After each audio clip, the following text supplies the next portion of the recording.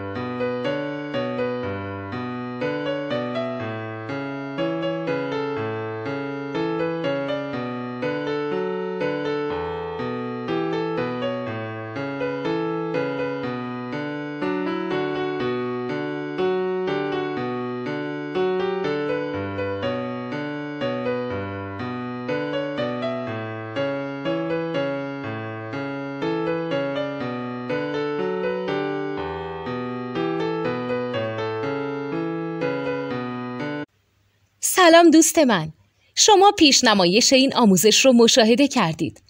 برای دیدن آموزش به صورت کامل میتونید به وبسایت نوت 2 که مرجع آموزش موسیقی هست مراجعه کنید.